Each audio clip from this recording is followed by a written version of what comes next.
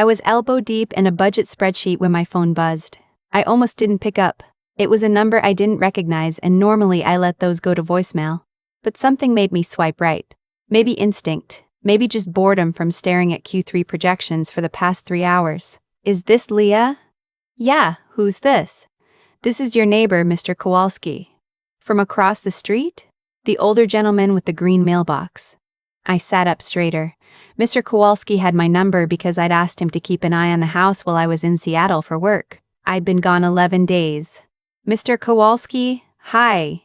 Everything okay? There was a pause. The kind of pause that tells you everything before the words do. Honey, I don't want to alarm you, but there's a moving truck in front of your house. Has been since about 8 this morning. 3 men. They've been carrying things out. A lot of things. I thought maybe you'd arranged it and forgot to mention, but it's been 4 hours now and I thought I should call. I didn't say anything for a second. My brain tried to make sense of it. I was subletting my house to nobody. I hadn't arranged any storage. I hadn't asked anyone to move anything anywhere. Mr. Kowalski, can you describe the truck? It's white, no logo, just a plain white truck. Can you see the license plate? I heard shuffling, then Ohio plates. Starts with GHR, I think. Ohio plates. Starts with GHR, I think. Ohio plates. I was sitting in a Seattle office building, and there was a truck with Ohio plates emptying my house in Columbus. Thank you, I said. My voice came out very calm. I'm not sure how. I'm going to handle this. Please don't approach anyone. Just, thank you. I hung up and stared at my laptop screen for exactly 4 seconds. Then I picked the phone back up and called my dad. He answered on the second ring, which he never does. He usually lets it go to voicemail and calls back 2 hours later when he feels like talking. The fact that he picked up immediately made my stomach drop. Leah? Not a question. He knew it was me. Dad, is there a moving truck at my house right now? Silence. Dad, your sister needed help? His voice was measured, practiced almost, like he'd been rehearsing this. You know what she's been going through. The debt collectors have been calling every day. She's scared, Leah. She came to us and we couldn't just do nothing. The room tilted. I gripped the edge of my desk. What did you do? We're selling the house. It'll cover most of what she owes. And then, that is my house, Dad. It's in your name, but we paid the down payment. We helped you with the closing costs. We've always considered it a family asset. You were never going to pay us back anyway, so this is just, stop talking. My voice cracked on the last word. Not from crying. From the effort of not screaming. Stop talking right now. You do not have the legal right to sell my house. Do you understand that? That property is in my name. Mine. You cannot sell it. Another pause. Longer this time. We have the power of attorney, Leah. You signed it 6 years ago when you went to study abroad and needed someone to handle your bank stuff. We still have it. Your mother found it in the filing cabinet last month. And there it was. My hands had gone completely cold. I remembered signing that document. I was 22, heading to Madrid for a semester, and my parents had sat me down at the kitchen table with this form and explained that it would let them handle any banking emergencies while I was overseas. I signed it without reading it closely because I was 22 and going to Spain and I trusted them completely. I also remembered very clearly what I had done with that document 4 years later. Dad, I said slowly, I need you to stop the movers right now. Stop them and tell me exactly how far along this sale is. Leah, your sister is drowning. She owes over $60,000 to people who are not patient. Do you understand what that means? Do you understand what that means? Do you understand what happens to her if... Dad, stop the movers. We're doing what's best for this family. He hung up. I sat there holding my phone and I thought, okay. Think. Here's the thing about growing up with a sister like mine. You learn early that there will always be a crisis. There will always be a debt, an emergency, a situation that requires everyone around her to drop everything and fix it. My sister, I'll call her what she is 31 years old and has never once held a job for more than 8 months. She's smart, Genuinely smart, but she uses that intelligence to charm and deflect and extract rather than to build anything. The gambling started about 3 years ago.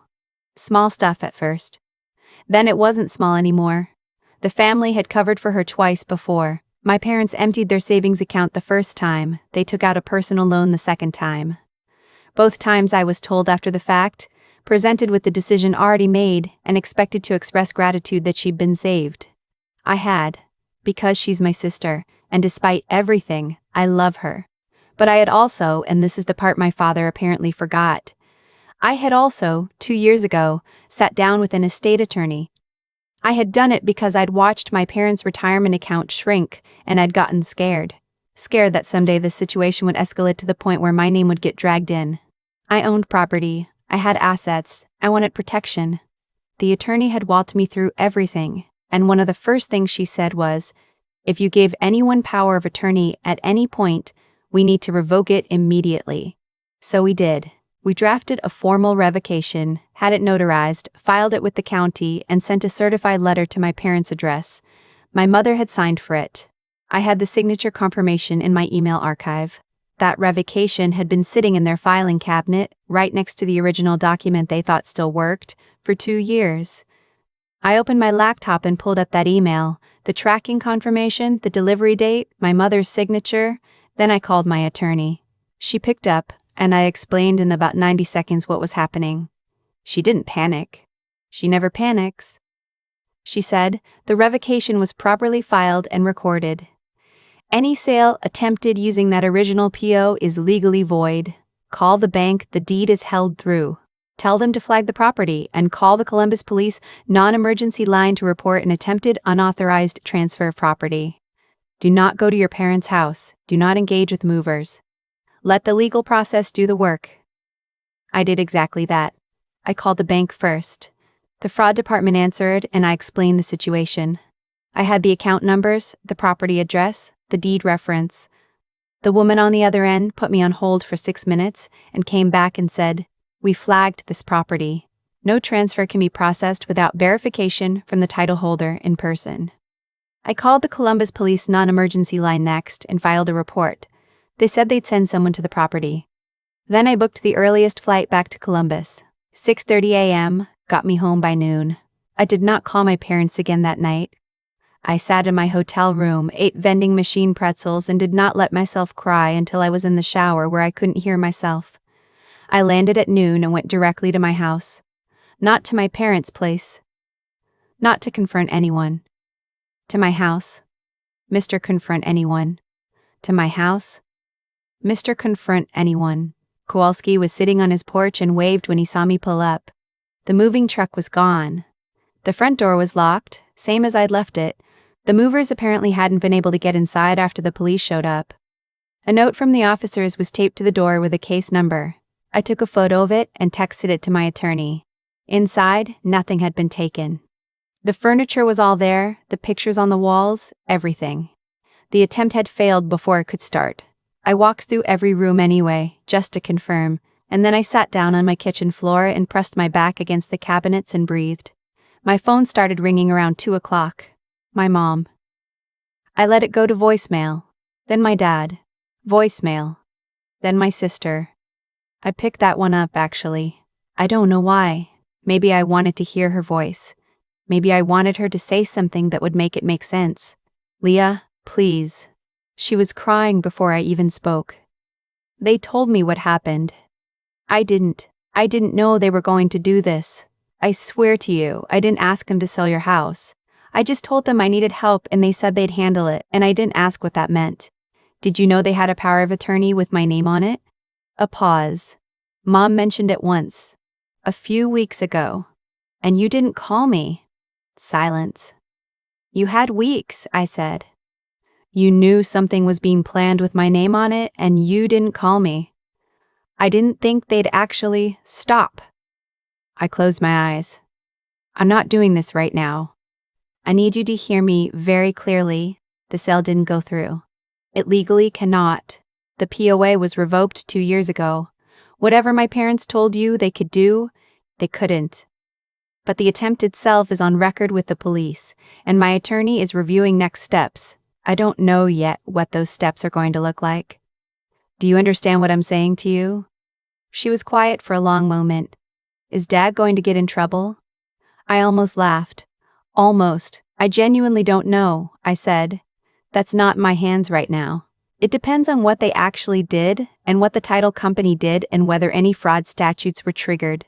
I'm not going to promise you that everyone's fine, because I don't know if everyone's fine. She started crying again.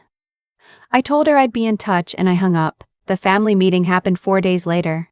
Not because I agreed to it, because my Aunt Wren called me 17 times in 48 hours until I picked up. Aunt Wren is my mother's older sister, and she has always believed that every problem in this family can be resolved if everyone just sits in a room together and talks calmly.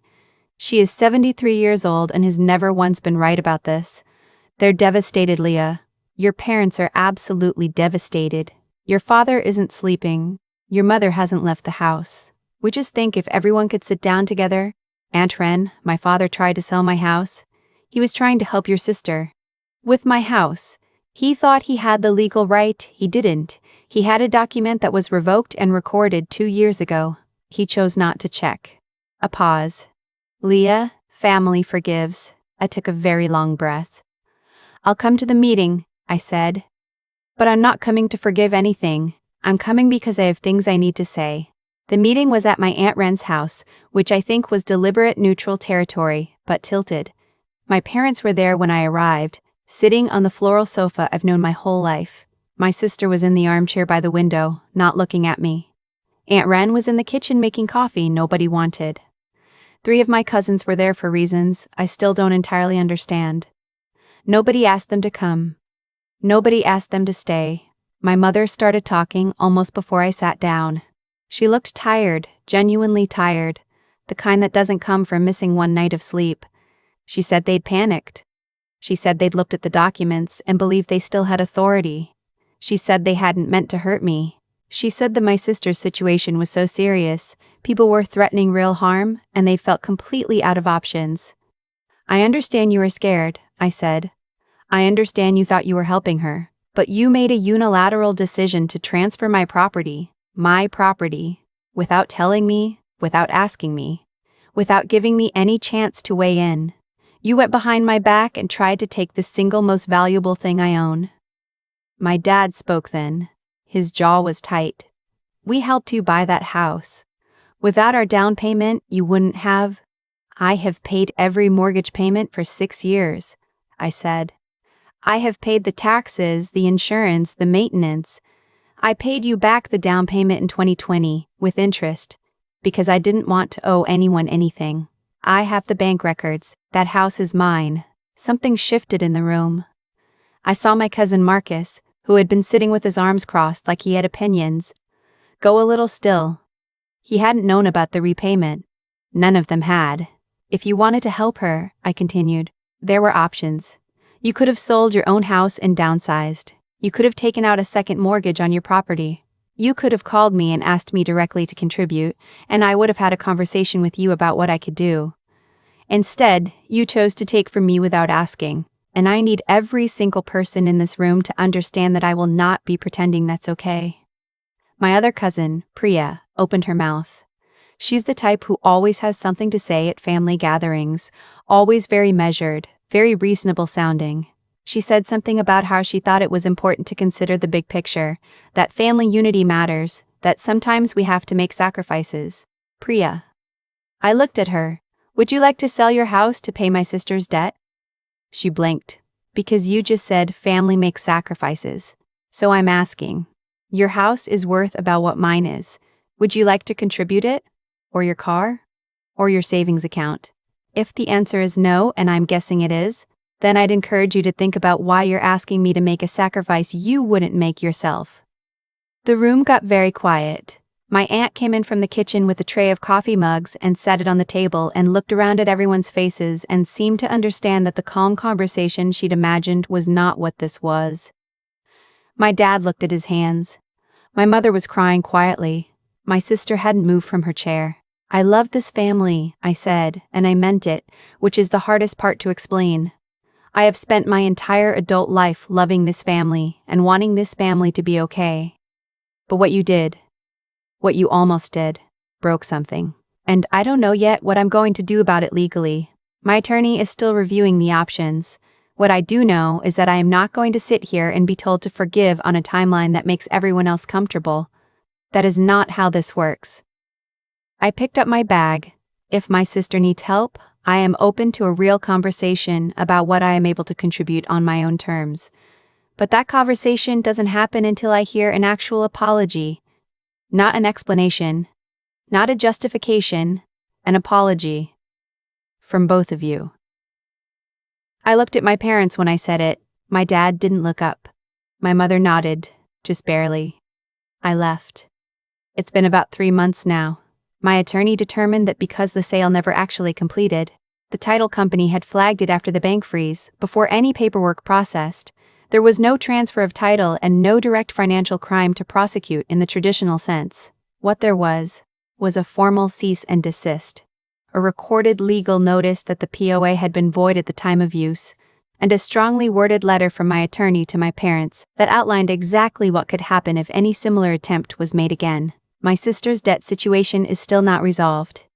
She entered a program, a real one, not just a promise, about 6 weeks after the meeting. I found out from Aunt Ren, not from my sister directly. I texted her and told her I was glad and that I was rooting for her. She texted back 2 words, "Thank you." That's where we are. My parents called me on my birthday.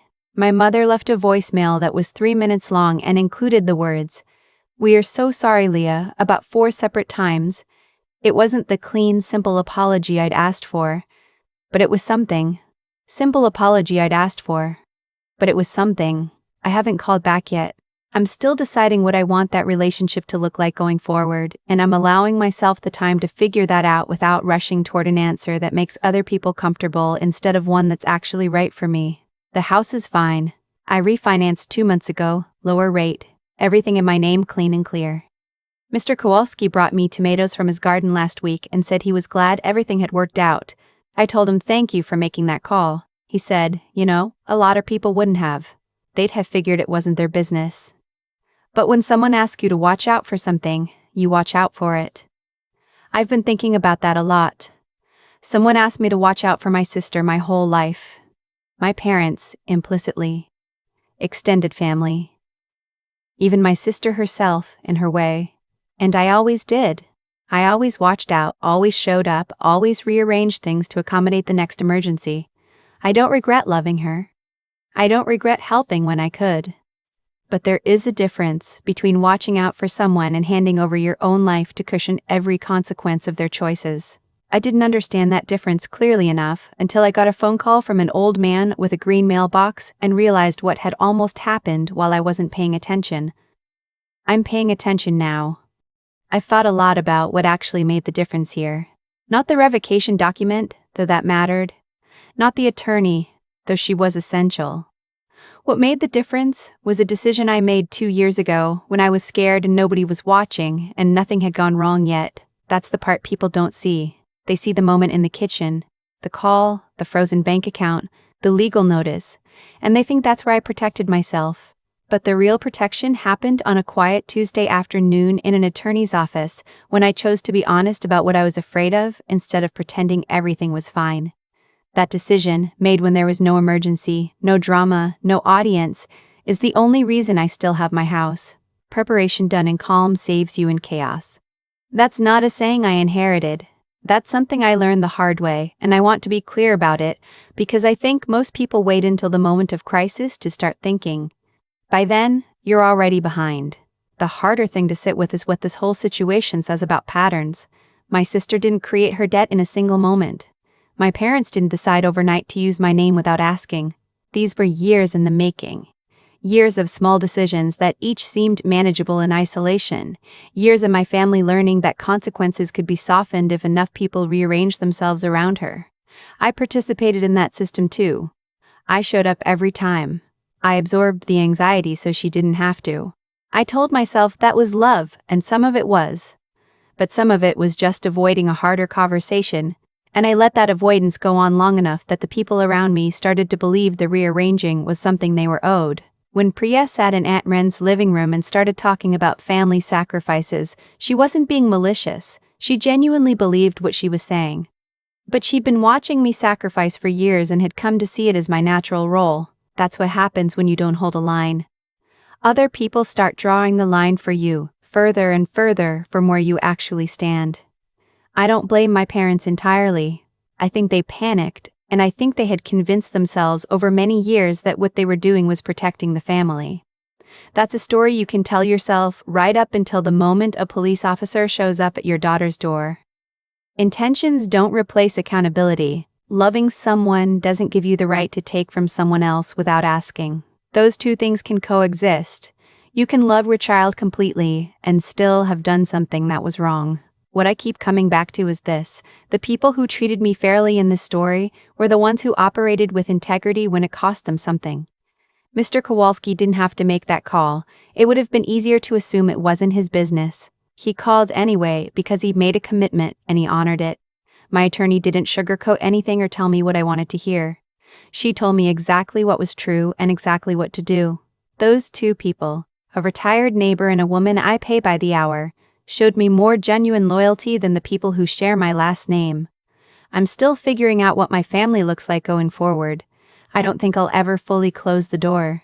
But I'm done arranging my life around the assumption that my boundaries are negotiable. The house taught me that. Some lessons you have to almost lose something to really learn.